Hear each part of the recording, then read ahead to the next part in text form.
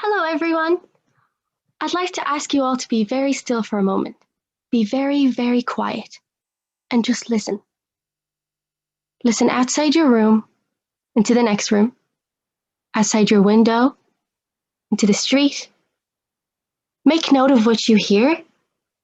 Now, you yourself might have been able to discern from those noises what might have caused those noises. So, for example, if you heard the footsteps of a family member outside your room, you probably can tell who the family member is.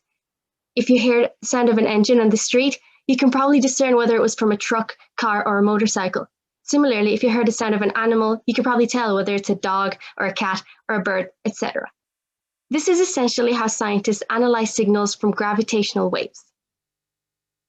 When the gravitational wave arrives on Earth, from its position on where it arrives, its wavelength, frequency, and amplitude, scientists can discern where it came from, where its position is in the sky, where it came from in the sky, the source, how big the source is, how far away it is from us, and multiple other parameters.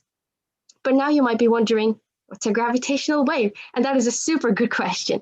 Gravitational waves are ripples in the fabric of space-time caused by catastrophic, huge events in space, and these waves travel at the speed of light.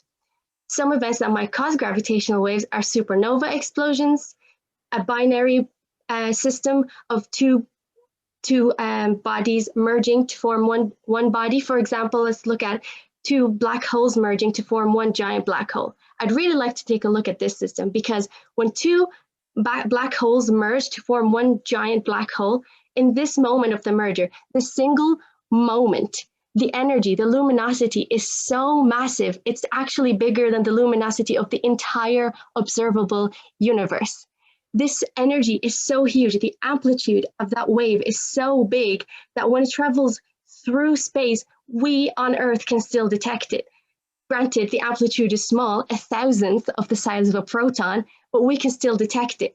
And from that, we can find parameters of how big the two black holes were, how big the new black hole is, how far away it is from us, how far away the two black holes are from each other, their spins, and all other parameters. Just like you were able to tell that who the person outside your room is just by their footsteps. Thank you for listening.